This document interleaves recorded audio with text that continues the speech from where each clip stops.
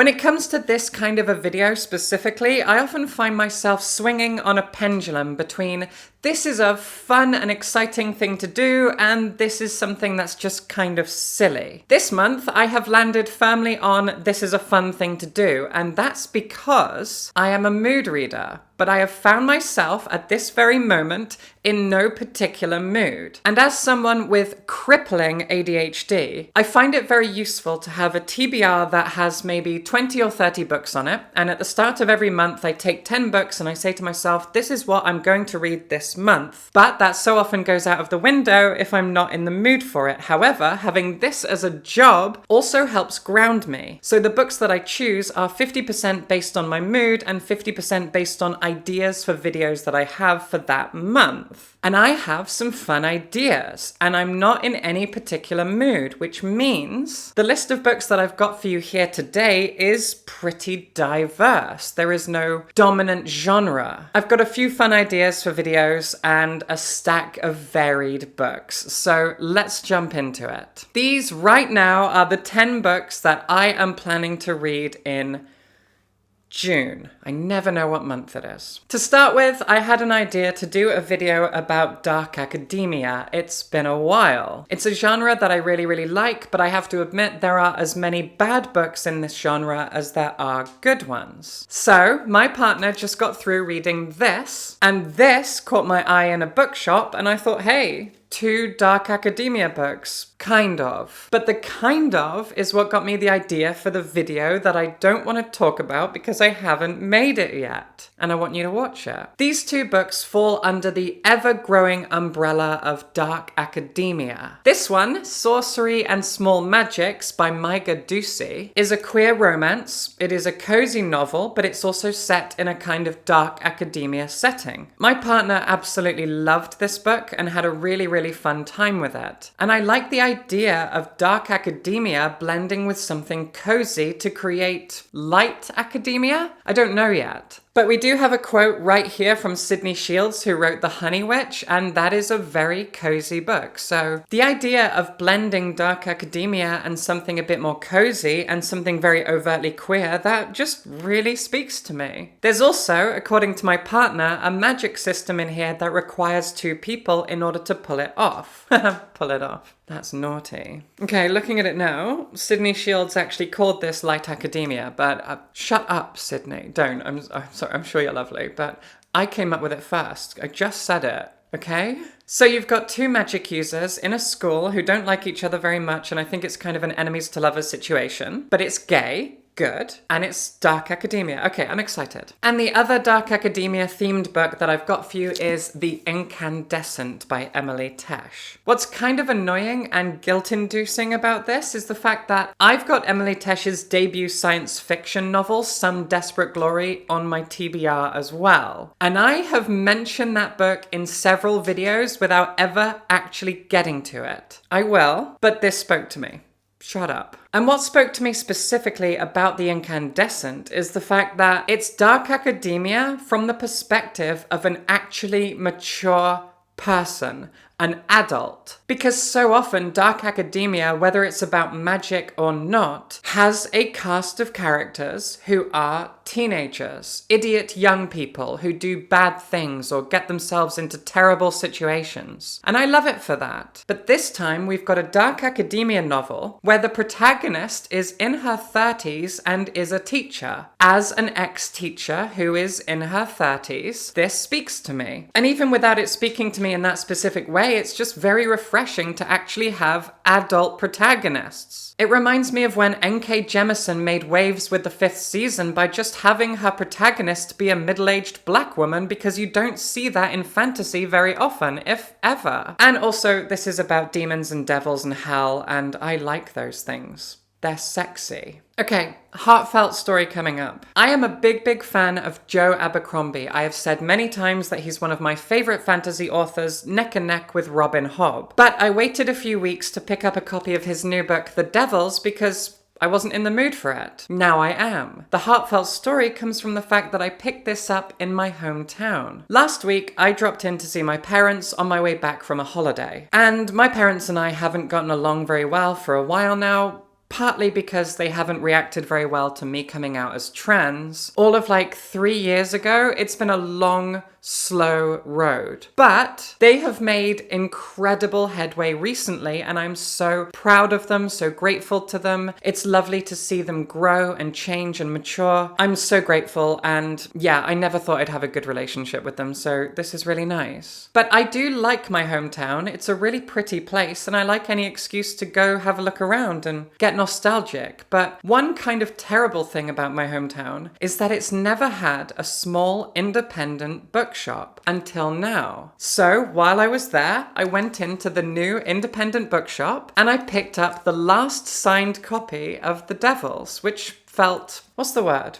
I can't remember. It felt real proper good. Now, the bookshop in question, I guess, isn't technically independent because it's a part of a chain, but it's a very small chain in a collection of small towns in the West Midlands of England, so it's pretty niche. And this is it. It's called Rossa Books. They've got shops in Cheltenham, Hereford, Leicester, Malvern, Monmouth, and Ross-on-Wye. I've been into the one in Ross-on-Wye before, and they told me they were opening one in Hereford, my hometown. Yay! And I finally got round to popping in. It's a really charming bookshop on Church Street, which is the most beautiful street in Hereford, with a view of the cathedral right next to it. It's absolutely gorgeous. There is bunting along the street just permanently up there. I'm rambling, but it's such a beautiful place. And that's where they've opened this bookshop, and that's where I got a copy of The Devils. So me and this book are always going to have a fun relationship, even if I don't like it, which I'm sure I will, because this is grim, dark, historical fantasy weirdness. I really can't wait to read this, and I know I've spent this entire segment not actually talking about the book at all, but if you're angry at me,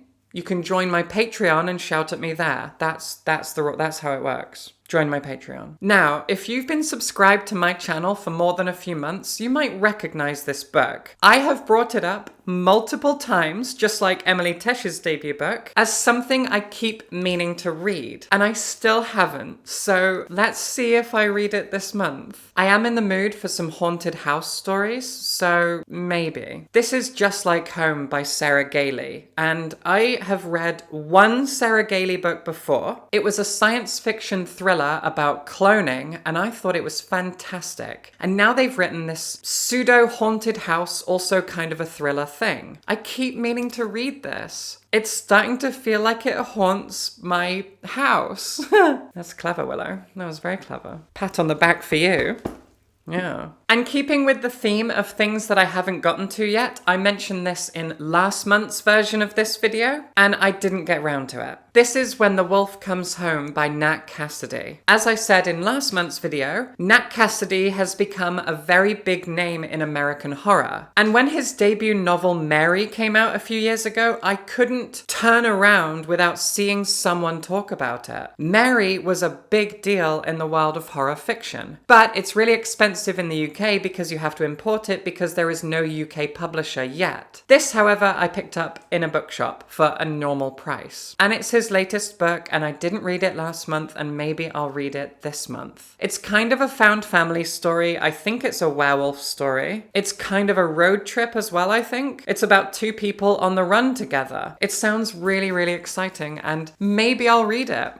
Who knows? I really want to. Now, let's grab the wheel and take a very dramatic turn away from horror and into something cozy fantasy. But saying that is kind of funny because the author of this book is known for writing horror more than cozy fantasy. Kind of weird. This is Paladins Grace by T. Kingfisher, who is one of my absolute favorite authors of all time. I have said that in so many videos. T. Kingfisher is incredible. I picked this book up while I was on holiday last week, and what's kind of weird about it is the fact that this is the first book in a series of 4 cozy fantasy novels, which T. Kingfisher wrote quite a while ago now. But these 4 books all came out on the same day all together in the UK because they just got a UK publisher. But for the past few years, I've been obsessively reading everything that T. Kingfisher brings out, and all of it has been either horror or very dark fantasy. So to have in my hands something that is bright and cozy and funny feels really weird, because T. Kingfisher writes Southern Gothic and dark, gritty, horrible fairy tales. She does it so well. So what is this going to be like? I don't know, but people absolutely adore it. I love everything she does. I'm sure it's going to be amazing. It's just such a weird tonal shift, but good for her. Now, let's grab the wheel and turn it the other way again. I do drive, by the way.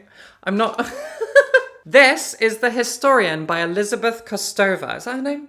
Yeah, Elizabeth Kostova. I have now moved house with this second-hand copy of The Historian about 4 times. I still haven't read it, but every single time I carry it with me like it's something special. And that's because I found this in a charity shop in Cambridge like 3 years ago. I had never heard of it, and it was one of those things where the books were all wrapped in brown paper with a brief description written like historical Gothic something. That's all it said. And I was like, okay, well, it's £1. I've probably read it because I've read so much historical Gothic something. But I thought, what the hell? It's £1. Let's give it a go. And when I unwrapped it, it was a book I'd never even heard of. Then I posted online about how exciting it was to find some historical Gothic vampire thing that I'd never read. And loads of people were like, oh, that book's incredible. It's amazing. 3 years down the line, I still haven't read it. So it's time I stepped up and read it, I guess. Swerving dramatically back over to fantasy, I think fantasy was that way. Swerving over that way, back into fantasy is The Tainted Cup. This is by Robert Jackson Bennett, and I picked it up a few weeks ago on a whim because it sounded interesting. Now, while romantic fantasy is topping all of the charts and being increasingly boring and toxic, the realm of interesting and diverse fantasy is also having a field day because fantasy is getting a lot more diverse. And I don't just mean in terms of the kinds of people who are writing fantasy, which is of course wonderful. I also mean in the fun and expressive and experimental ways that people are approaching the genre of fantasy. Case in point, The Tainted Cup. This is an Agatha Christie style murder mystery set in a fantasy world. I am so excited to read this, but I want to make sure I'm in just the right mood. And I am actually kind of feeling an Agatha Christie vibe right now. I could definitely sit down in a bay window and watch the sun go by with leaves falling and read an Agatha Christie. Did I paint a pretty picture? I think I did. I'm a writer, but I don't have any Agatha Christie's on my TBR. So let's read this. The idea of a murder mystery in a fantasy world is fun. I've seen it played out in science fiction a few times, but I've never read a murder mystery in a fantasy setting. So I think I'm going to enjoy this. Also, the quotes on here are from fantastic authors. You've got Fonda Lee and Max Gladstone, and Max Gladstone particularly adored it. So yeah, I think this is going to be great. I've never heard of the author before. Maybe it's his debut. Whatever the case, I am going to have a good time with this. Speaking of Fonda Lee, I've never actually read her before, so I've got Jade City. This is one of those universally adored fantasy books that everybody's read that I just completely missed out on until now. And it got to a point where I couldn't sleep on it anymore. So I marched myself to a bookshop one day going, I need to find a copy of this book. I need to own it because every fantasy fan worth their salt loves this book. And like The Tainted Cup, this is a book that's doing something different with the fantasy genre. Jade City is, as far as I understand it, a kind of homage to vintage Hong Kong gangster crime dramas. And I am so here for that. This book is set in a very Hong Kong coded fantasy world. And it's also a gangster crime drama. I am so excited to finally read it. It's a reasonable size. It's the first in a trilogy. I feel like all of that is pretty reasonable. And like I said, I've never read Fonda Lee before, and everybody loves this, so I'm gonna jump in soon. And we're gonna finish off with a bit of science fiction. This is The Mars House by Natasha Pulley. I like Natasha Pulley, or at least I liked The Watchmaker of Filigree Street. I thought that was a really fun book. I didn't love its sequel, and I haven't read anything else by her yet. But this book got rave reviews. When it came out in hardback, it was weirdly expensive. expensive. And when it came out in paperback, I was all ready to pick up a copy until a friend of mine mentioned that she had just read it and I could happily have her copy. So thank you, Natalie, for sending me this. The Mars House, as I understand it, is a kind of budding gay romance set in a future where we have colonized Mars and humanity is separated into Martians and Earthlings. So it's kind of reminding me of The Vagabonds by Hao Jingfang, one of the great works of Chinese science fiction. And also, like The Vagabonds, it is about two very different approaches to politics and economics blurring together. Or not really blurring, they're at loggerheads. But the more I think of it, this sounds like The Vagabonds, but as a gay romance. Awesome. So that's everything I'm planning to read this month, hopefully. Let me know in the comments what you're planning to read this month and how one of those books is Managing and Other Lies by me. But if you've already read my book, then just fill up the comments with wonderful praise and reviews for my incredible short story collection, which if you haven't read it, you can buy by clicking a link in the description just under the like button. Amazing. Thank you so much. Okay, bye. Wait, what do I usually say? Subscribe for books. Do that.